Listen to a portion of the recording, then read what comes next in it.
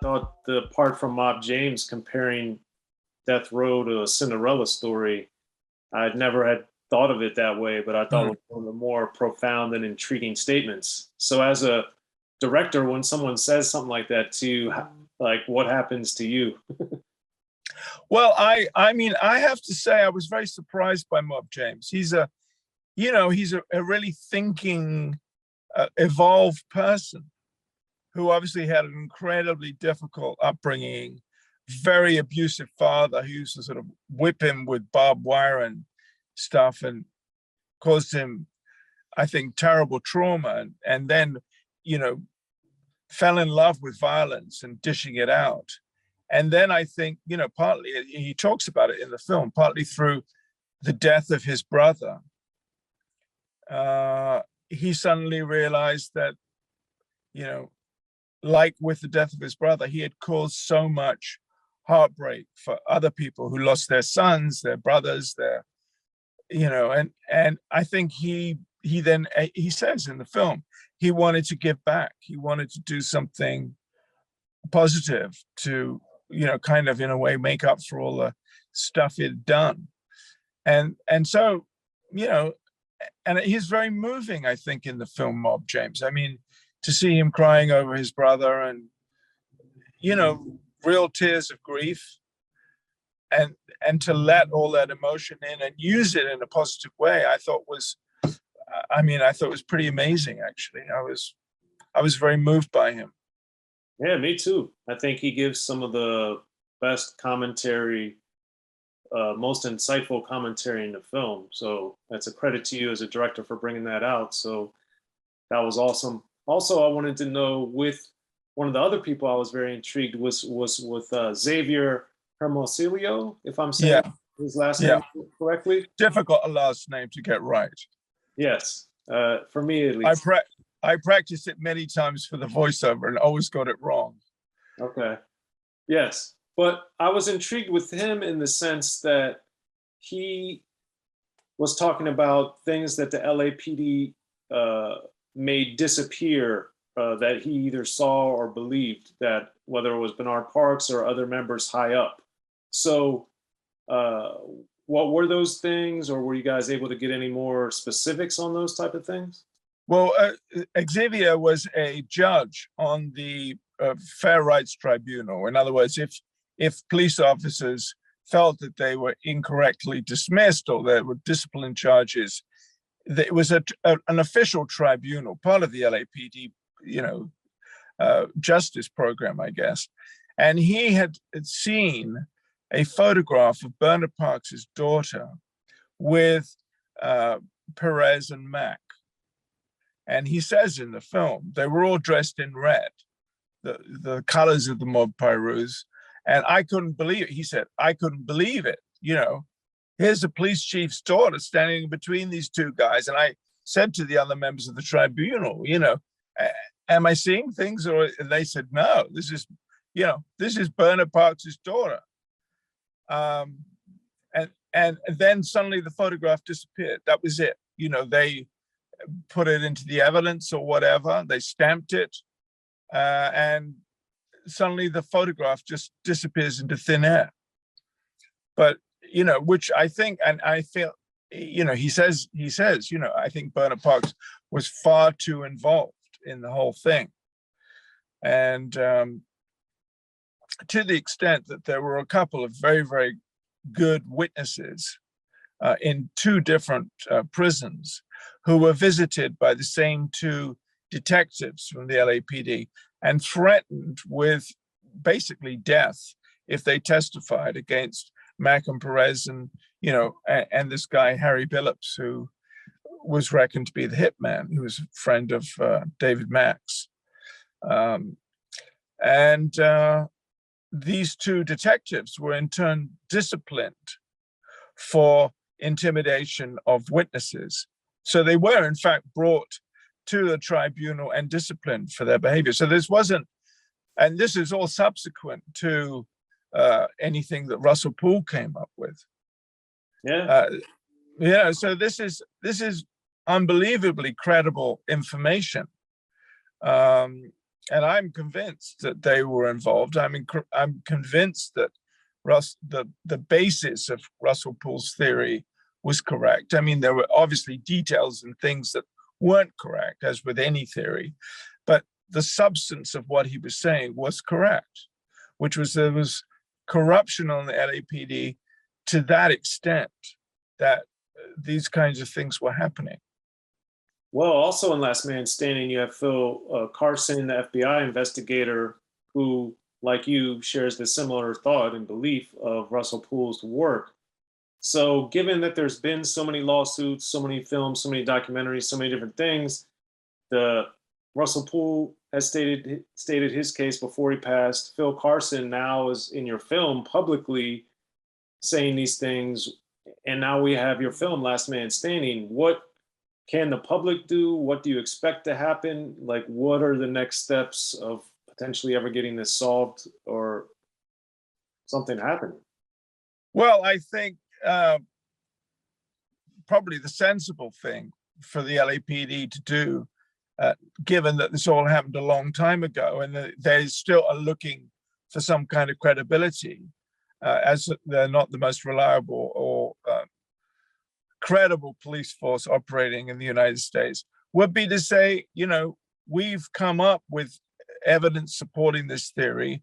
We're going to clean our shop. We're going to be an LAPD that really actually does go by the book, that is reputable, that you can have belief in.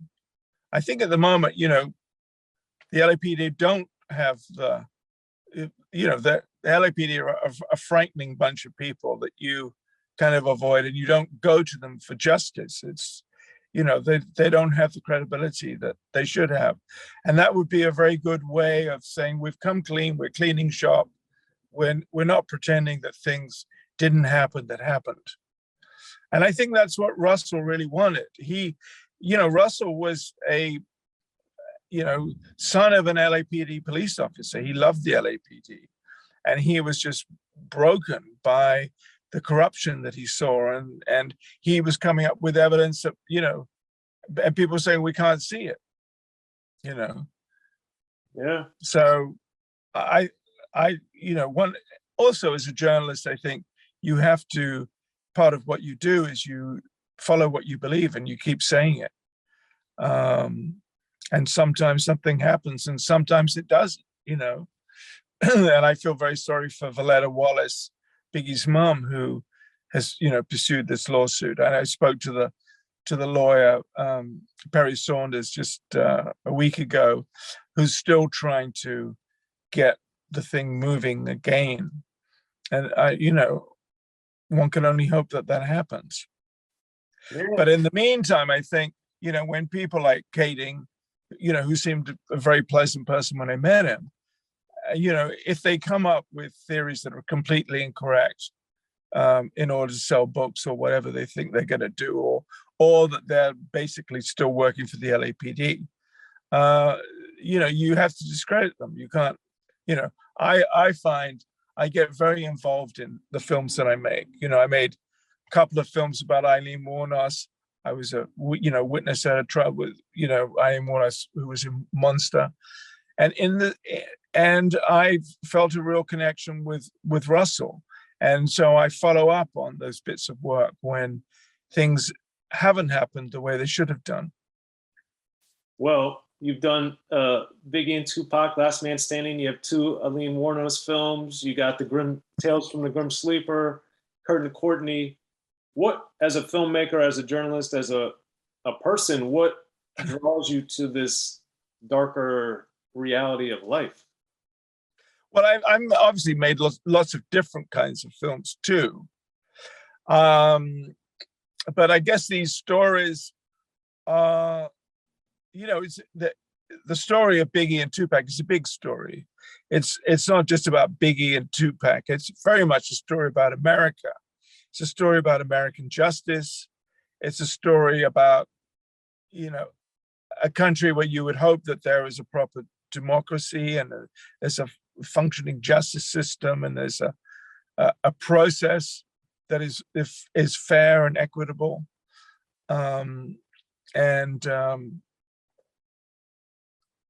I think in a way, probably communities like Compton, which is obviously where Suge came from, are in a worse situation now probably than they were when I made the original film. And for a racially divided city, I think things, which is kind of also partly what the film's about, the situation has worsened. So it's a reflection of all those things. It's not just these two rappers. It's very much a film, I guess, about the society we live in and the way in which it reflects on that. Yeah, and it always amazes me, and I do think about.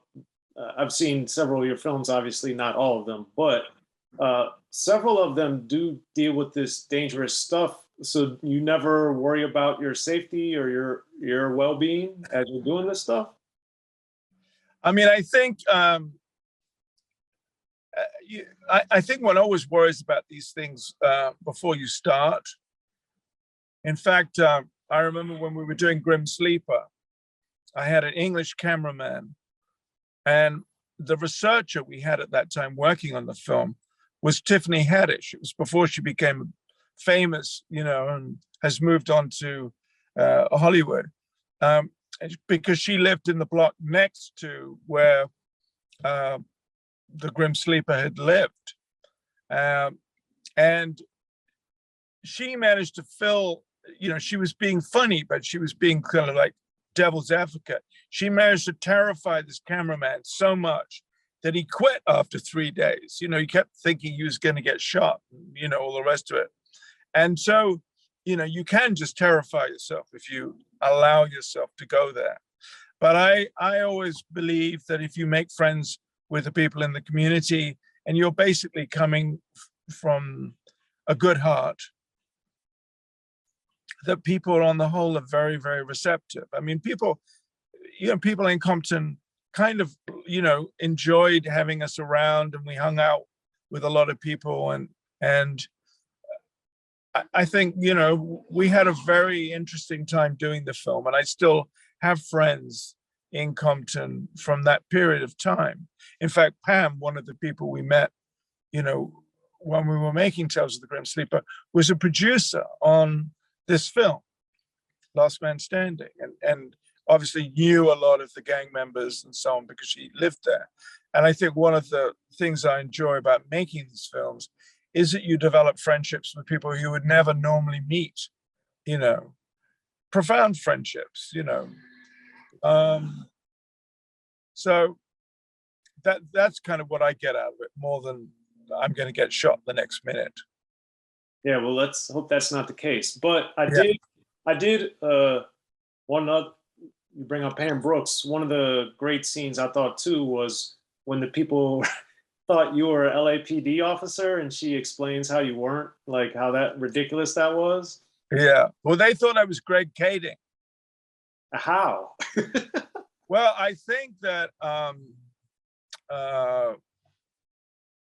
Lip Dog had read somewhere about, Kading and Kading's, that he thought that I was the same as Kading, and he got confused with the film I was making with the films that I guess Kading had on Netflix or HBO or something.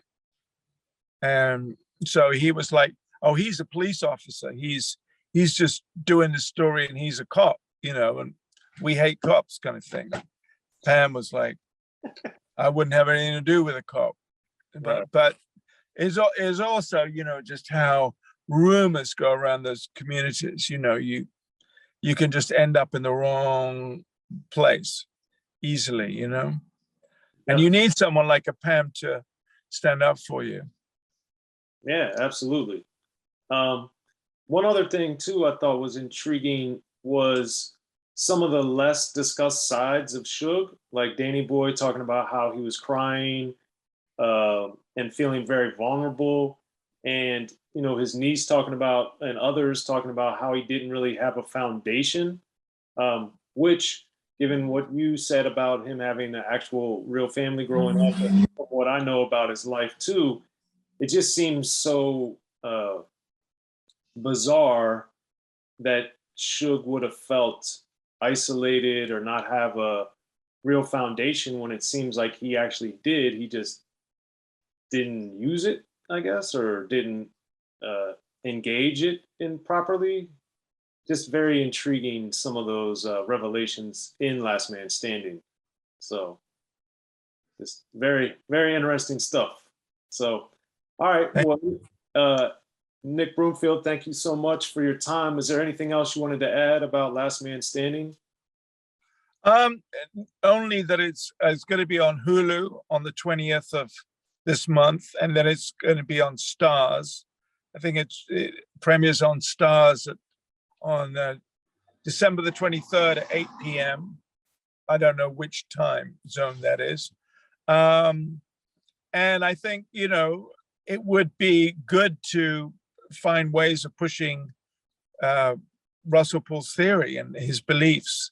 And I think it's important that the LAPD is brought to task for the things that happened, even though it was a long time ago. And that Valletta Wallace, Biggie's mom, sees justice done. I think it would be a triumph for American justice.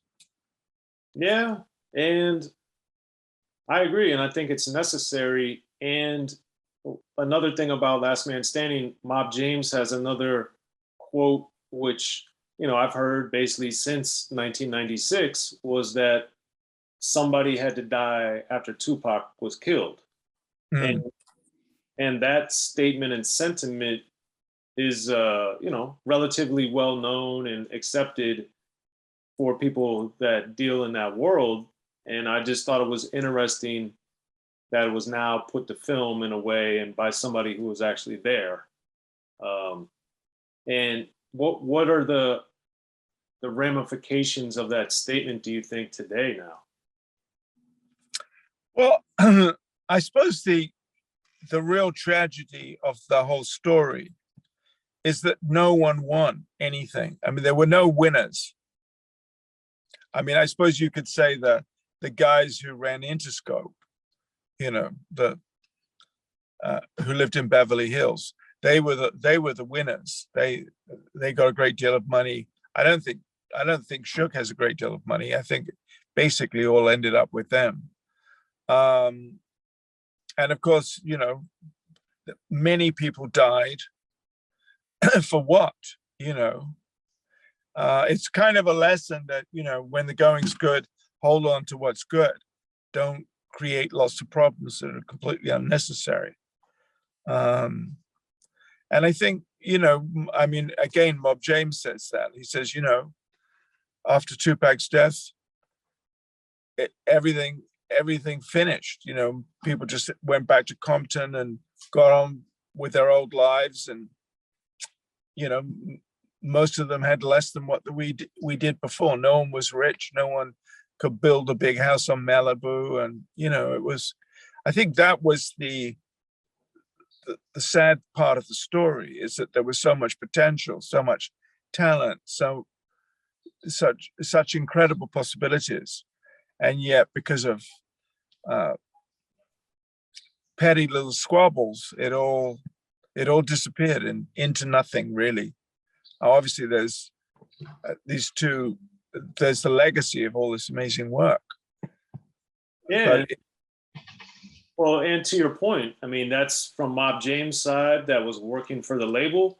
But then that's also, as you have in Last Man Standing, that also applies to the artists like Danny Boy, who talks about that in Last Man Standing. And I think that, to your point, is a real sobering reality, that here was all this excess and it just in the snap of a finger is gone. Yeah. It's amazing stuff.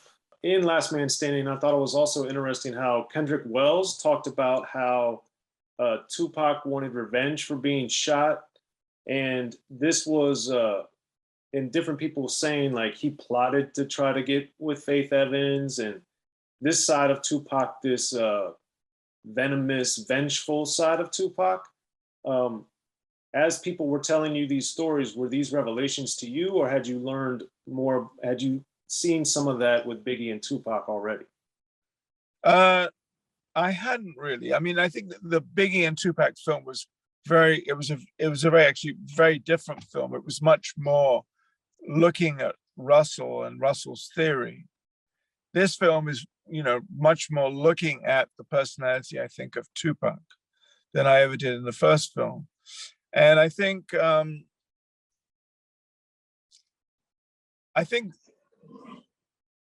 something happened, obviously, when Tupac got shot at the recording studio.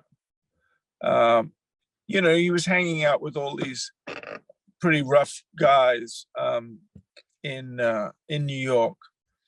And actually Biggie had advised him not to, be with them. And then I think it sounded like, obviously his girlfriend herself said that, he just became consumed with a kind of paranoid hatred for Biggie, I guess. And it just sort of festered and got worse and worse while he was in prison. And maybe the prison was a terribly traumatic time for him. He was a little guy in a very, very tough institution with, I'm sure, a whole lot of people who hated him. And, maybe he just needed to work up a sort of enough hatred and enough anger to survive the place. But certainly I was very surprised to hear how he had, called her up and said, I've got faith. I managed to sleep with faith last, it just seems so, at the same time, he's this kind of prophet who is a spokesperson for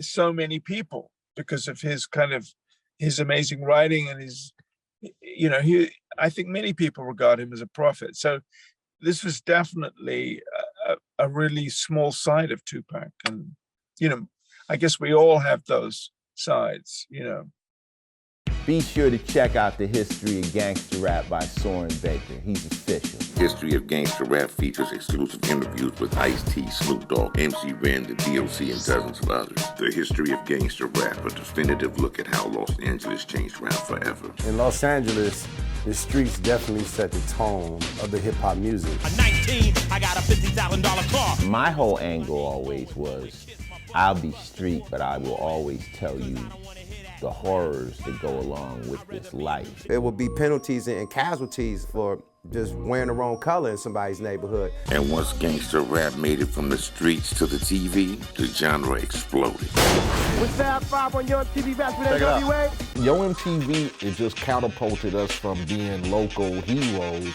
to national gangbang rappers. The History of Gangster Rap discusses it all from 1980 up till today. There's always gonna be shit happening in the streets. You know what I mean? So it's always gonna be something to talk about. The History of Gangster Rap in stores now.